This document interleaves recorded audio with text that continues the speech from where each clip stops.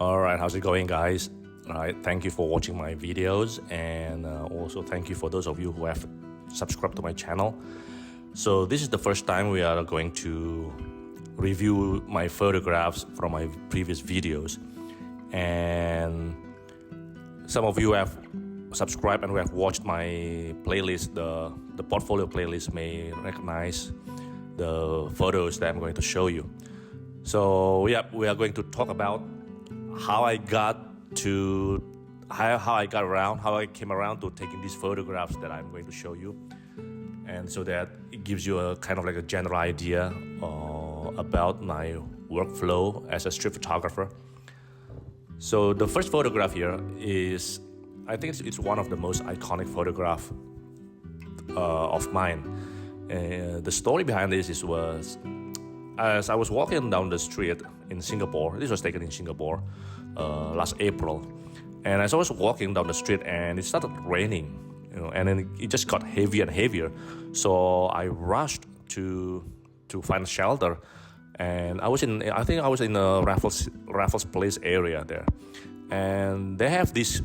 I came about this, like, there are two buildings across one another, and above the building is a bridge, kind of a bridge that connects the two buildings together. I think it was like the UOB Plaza or UOB something like that, and so I took shelter there, and a lot of people were, taking shelter there at the same time. And as I turned the corner into this sheltered area, I was just mesmerized by the view right in front of me. I think this is like the Singapore River, and the view is just so beautiful. The rain caused the colors to be muted and this pastel-like, and it just reminded me of the painting, The View of Delft, and it's just so beautiful. And you can also not only see the colors, but you can also feel the romance at that particular time. And you can also smell the rain, so everything was like really right in your face, in a subtle kind of way, actually. So I started taking photographs of the view here, and as I was taking the photographs, and like two gentlemen walked past me and kind of like just stood right where they were. They were actually talking, and they were talking pretty animatedly. They were talking excitedly, and at first I was like, oh, shoot, you are spoiling my subject here. But as a street photographer, you tend to try to take photographs of what is in front of you, no matter what. So I kept shooting, and as I was taking photographs, I slowly approached them and kind of just tried to get closer and closer, and as I was getting closer, and they suddenly kind of like just stood there like that, in that position, like the one you are seeing right now in front of you. And the body language is just so unique. So I took the shot, and this is like the photograph that I got from them. And yeah, it's really interesting. Really interesting composition, really interesting colors. The color palette is like it's pastel, it's muted, and although there are various colors of yellows, reds, blues, and greens, it's kind of like everything's tied together by the rain, that pastel feeling. Yeah, the next photograph I'm going to show you is still in the same area. I started to notice that a lot of people were like kind of braving the storm, actually braving the rain. They were like walking across the pavement in a heavy rain. So I thought, well, maybe it will be nice to take some photographs of them walking. And suddenly I saw this gentleman here from afar walking towards where I was standing, and he was holding a really bright orange yellow umbrella. And I thought, it's really interesting, the bright yellow umbrella, walking. So I kind of made my composition and waited for the guy to pass my viewfinder, and then take the shot. And you can still see the rain still pretty heavy at that time, and it makes you wonder, like, what is it that makes somebody to really want to brave the rain? This guy, I think, is either going back to his office or taking a break, a lunch break. So up to this point, I want to share something with you about street photography. Street photography is not all about walking and taking photographs as you encounter something. At times, you really can benefit from just slowing down, just kind of like waiting, and you can just observing what is around you. Street photography sometimes is you get to a place, an interesting place, and you just kind of stop for a moment and kind of just observe the people around you and try to take some photographs in that area, in the same area. So you don't have to spend too many hours walking, and you can even find a corner, a cafe in the corner of the street. Just watch the people passing by, the vehicles and cars, everything, and take some photographs when something is unfolding in front of you. So this is what I did. I was like stuck in the rain, in the shelter, waiting for the rain to stop, and I was might as well make good use of what your situation presented to you. So I was taking photographs, and the photographs in this series that we're going to see are the results of me taking the shelter in the same spot there on the same very day. And so this guy was passing by, and the yellow umbrella was just so bright in the diffuse light there of the overcast day under the rain. So yeah, and also another thing about composition in taking photographs of people walking across your viewfinder, it's always a great idea. It's always a better composition if the legs of the person walking is kind of like split. It's like they're taking that step there. They're extending one of their legs forward and the other leg is backward. So you have this kind of like triangular shape, and it makes much more dynamic shape in your photograph compared to when their feet were like kind of together as they were walking. So you need to kind of make your set your time perfectly, like at that exact moment before you click the shutter, so that you can get the perfect moment, the decisive moment, as some people will call it. And for example, like in this photograph, one of the feet here, he was just stepping on his heel, at that exact moment. It was just like a subtle, if I were to press the shutter about maybe half a second later, it will have a different feeling. The moment will have passed. Like I think this is like a shoelace from his shoe is kind of like just bouncing up. All that kind of thing is really the timing of you pressing the shutter is really, really important. Next photograph is also, I saw a lot of people passing by, so I thought, well, maybe we'll just take another one, and then a young lady in this dress happened to be passing by also with a red umbrella, which is quite interesting. The colors of umbrella people chose to bring along. Usually we see like black umbrellas or white umbrellas, but now we are seeing like yellow and red umbrella. So I kind of like, I want to compose her, and I also want to include something in the foreground as a point of reference, as to kind of like to create another layer kind of thing of framing. So I included another person here on the right side of the frame here as a frame to create this kind of like distance between me as a photographer and also the subject. So you can see the size difference between the subject in the foreground and the lady here in the midground.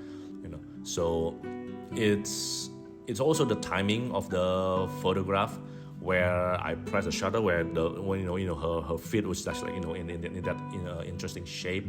You can see the urgency of her walking in the rain, holding an umbrella in her right arm, in her right hand, and also holding a smartphone in her left hand. You still need to look at your phone even in the rain. Something about this photograph resonates really nicely with me because it's black and white, and the contrast is also very strong in this photograph here. You can see all the values, the light background against the darker foreground, or I mean the darker foreground against the lighter background. It really kind of like makes the subject matters in front pops up and kind of just scream attention at you. And I think it is the only black and white photograph in the series that I shot while I was taking shelter from the rain here. And the reason why I use black and white is because, if I remember correctly, there were some color patches in the background that is really distracting, and I couldn't get rid of it. And so I thought the easiest way is to just turn it into black and white. And that's one trick you can apply to your photograph if your composition is good and your lighting is great and everything kind of works together, but the colors are kind of off. You cannot get the colors right, or there's something distracting in the background in terms of colors.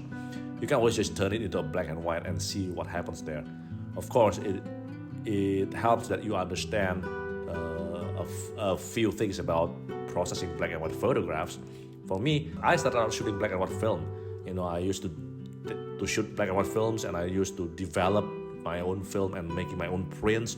So I kind of understand where the values it should fall in the photograph. The light values, the mid-tones, and the shadows, how to dig up the more information from the shadows, all these kind of things. So black and white is kind of like a nostalgic journey towards my university years, where I spent hours and hours in the darkroom processing film and making prints, black and white prints. So in this photograph, we can see that it is comprised of many focal points. The first focal point will be right in the foreground of the boy sitting down and the lady looking at the phone here. That's one focal point. That kind of like, that's where you look at the photograph first.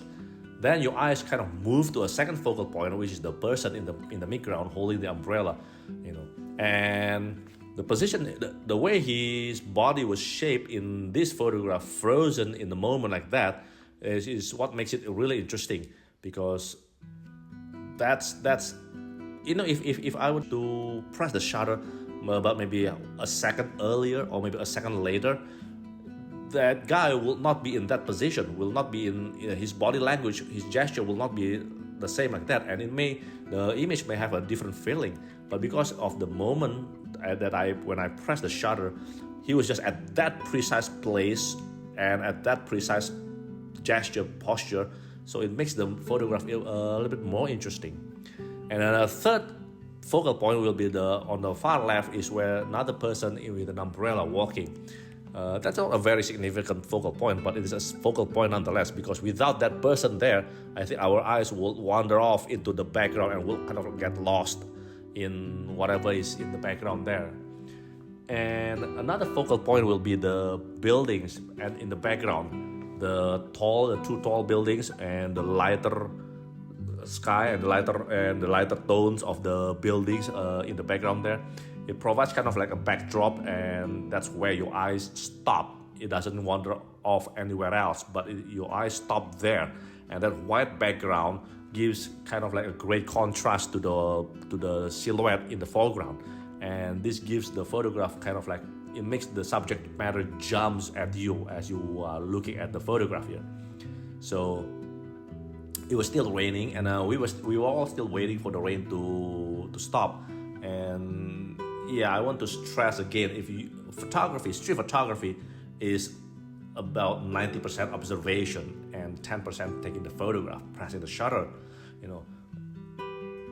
You spend more time observing people. You become a very good observer. You kind of like stay in the background, observe people, and just take slices of their lives with your camera. So you do not press your shutter like before you get the story. You look for the stories first, and you kind of like in your mind make the composition, and you raise your viewfinder, then you press the shutter at that exact moment. So it's not a blindly taking photograph. It's not blindly aiming at something and then pressing the shutter, or even worse, turning on the high-speed burst, like 10 frames per second, 15 frames per second, and kind of just machine gun the shutter in the hope that you get the precise moment, or you in the hope that you get what you think will be a good photograph. There are some influencers who do that, but if you are a street photographer, you watch, you wait, you observe before you take the photograph. That's what a good street photographer is, because basically pressing the shutter is like, it should be the last thing you do, right?